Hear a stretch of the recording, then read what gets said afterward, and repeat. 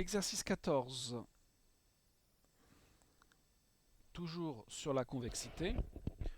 Là, la première consigne est très claire, hein. En utilisant la concavité de la fonction ln, montrez que une certaine inégalité. Donc là, on n'a pas trop le choix. On va utiliser une inégalité de convexité ou de concavité. Donc, la concavité de la fonction ln, donc je commence par dire que ln, alors, ln est concave. On l'a noté dans le cours. Enfin, noté dans le cours, c'est une façon de parler vu les conditions actuelles. Toujours est-il que ln est concave sur R plus étoile, on l'a dit, déjà utilisé un certain nombre de fois. Bon. Donc, je vais devoir trouver deux réels x1, x2 et deux réels t1 et t2 tels que t1 plus t2 est égal à 1 et je pourrais écrire mon inégalité de concavité, c'est-à-dire que ln de t1 x1 plus t2 x2 supérieur à t1 ln de x1 plus t2 ln de x2. On me donne ici deux réels x et y positifs.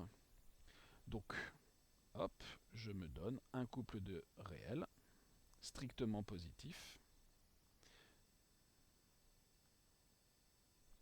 Donc dans R plus étoile au carré. Bon, très bien. Dans l'énoncé, il y a une division par 2. Donc les deux réels T1 et T2 que je vais choisir, c'est 1 demi et 1 demi. Et ça tombe bien parce que 1 demi plus 1 demi, ça fait 1. C'est bien choisi, hein. Donc ici, j'aurai ln de 1 demi de x plus 1 demi de y. Et comme ln est une fonction concave, eh bien cette quantité sera plus grande que 1 demi de ln de x plus 1 demi de ln de y. Ça, c'est mon t1. Ça, c'est mon t2. Ça, c'est mon x1. Ça, c'est mon x2. Je retrouve bien le t1 ici, le x1 là, t2, x2. Et pas de problème ici, hein, on a bien pris x et y, deux réels strictement positifs, donc le ln de x et le ln de y existent bien. Je peux remarquer que 1 demi plus 1 demi est égal à 1. Donc hop, ici je vais juste rajouter mon argument que j'ai donné de façon orale plusieurs fois, mais par concavité. Voilà, on peut écrire ça. Et donc, ln de, si je réécris ça sur une seule fraction, x plus y le tout sur 2, va être supérieur ou égal, je fais la même chose ici, à ln de x plus ln de y, le tout sur 2. Voilà.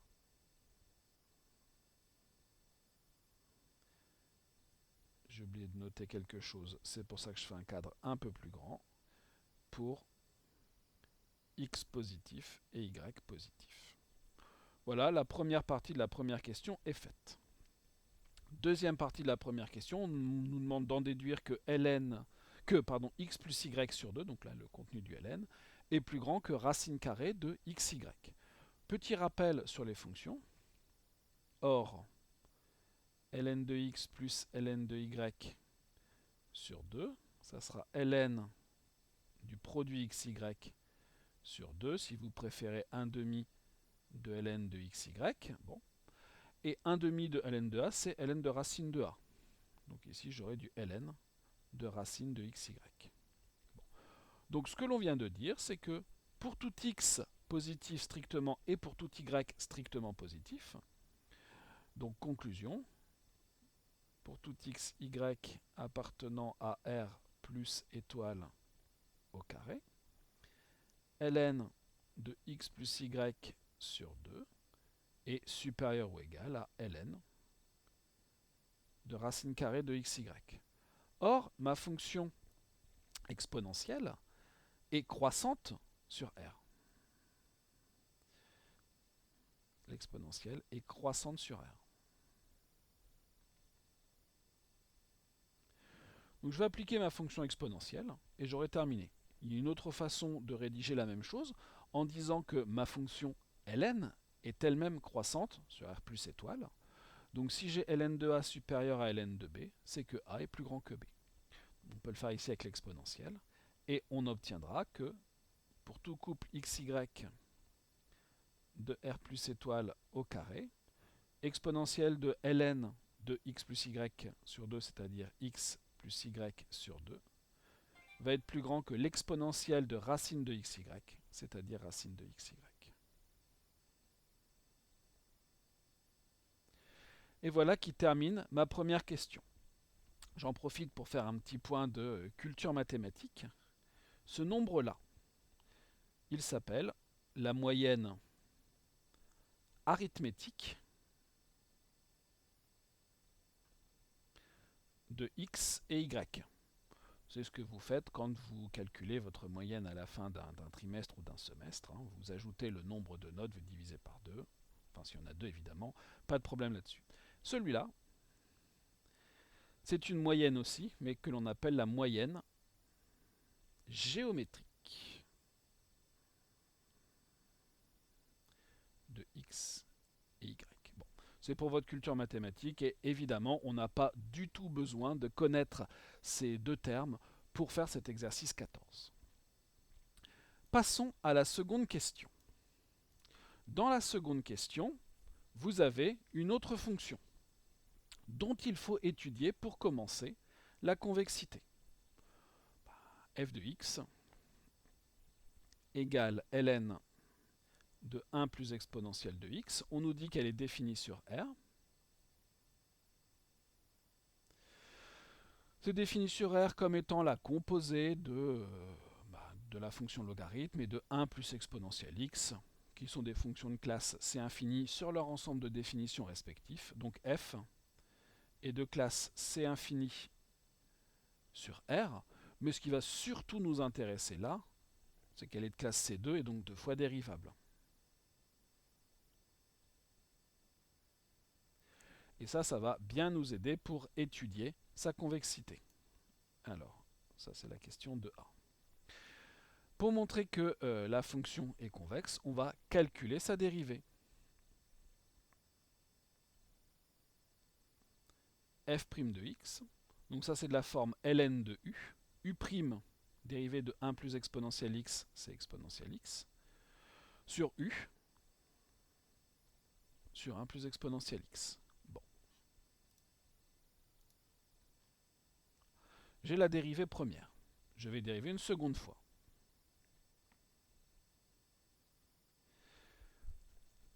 Cette fois, c'est de la forme u sur v, donc u', multiplié par v, moins u, multiplié par v', la dérivée de 1 plus exponentielle x qui est exponentielle x, sur 1 plus exponentielle x au carré. Si on regarde bien, quand je vais développer, je vais avoir exponentielle x et je vais avoir un produit exponentielle x multiplié par exponentielle x qui va me faire exponentielle de 2x. Et là, je retranche le même produit. Donc il ne me restera que exponentielle x sur 1 plus exponentielle x au carré. L'exponentielle étant toujours strictement positive, on en déduit que cette quantité, exponentielle x sur 1 plus exponentielle x au carré, est elle-même toujours strictement positive. Conclusion, f est convexe sur R, puisque sa dérivée seconde est strictement positive. Passons à la deuxième question. On nous demande d'en déduire une certaine inégalité en appliquant une inégalité de convexité entre les points grand X égale ln de x et grand Y égale ln de petit y. Là aussi, on va faire comme à la première question, on va donc appliquer ce qu'on nous dit, et il nous restera à choisir T1 et T2. Mais si on regarde les choses, il y a de la racine carrée dans la formule qui nous intéresse, du logarithme, donc il y a sûrement des chances que les nombres à choisir soient 1,5 et 1,5, et c'est ce qu'on va faire, on verra bien ce que ça nous apporte. On va écrire notre inégalité de convexité avec T1 égale T2 égale 1,5, dont la somme fera bien 1 comme dans la première question, et avec les points grand X et grand Y, dont il est question au-dessus. Oups, je l'ai effacé sans le vouloir. Donc, par convexité, on aura f de T1x, de T1x1 plus T2x2, qui, comme la fonction est convexe, sera inférieur ou égal à 1 demi de f de x plus 1 demi de f de y. Je n'ai plus qu'à traduire ça, c'est-à-dire qu'ici j'aurai ln de 1 plus exponentielle de tout ça, donc de x plus y le tout sur 2, qui sera inférieur ou égal à 1 demi de ln de 1 plus exponentielle de x plus 1 demi de ln de 1 plus exponentielle de y. Ok. Sachant que grand X ici égale ln de petit x et que grand Y égale ln de petit y, avec x, y, eux aussi dans R plus étoile. Bon. Puis là, je vais appliquer le même genre de raisonnement que ce que l'on a fait en question du dessus. Hein. Donc on aura ici ln de 1 plus exponentielle de x plus y sur 2, qui sera inférieur à le logarithme de la racine carrée, ici de 1 plus exponentielle de x, plus le logarithme de la racine carrée de 1 plus exponentielle de y. Ou encore, ln de 1 plus exponentielle de x plus y sur 2, plus petit que un seul logarithme, le logarithme du produit des racines. Produit, on a dit. J'applique mon exponentielle qui est croissante exactement comme dans la question précédente, ou alors la croissance tout simplement de la fonction ln suffit, inférieur ou égal à racine de 1 plus exponentielle de x multiplié par 1 plus exponentielle de y, par croissance de la fonction ln. Et puis là, je me rappelle ce que c'est que x et y. De grand X, grand Y, donc j'aurai 1 plus exponentielle de grand X plus Y sur 2, ln de x plus ln de y sur 2, inférieur ou égal à racine de 1 plus exponentielle de ln de x petit x, 1 plus exponentielle de ln de y, 1 plus y. Bon. Et là, aussi comme dans la première question, ça c'est ln de racine de xy. L'exponentielle et le logarithme, ça va bien s'arranger.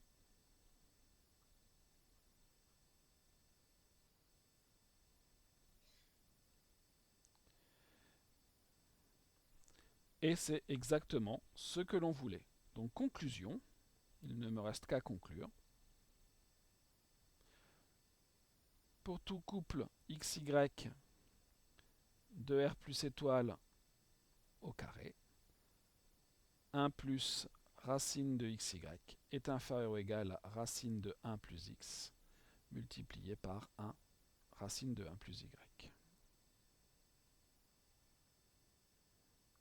C'est un peu sale, voilà, comme ça c'est mieux. Et voilà pour cet exercice 14.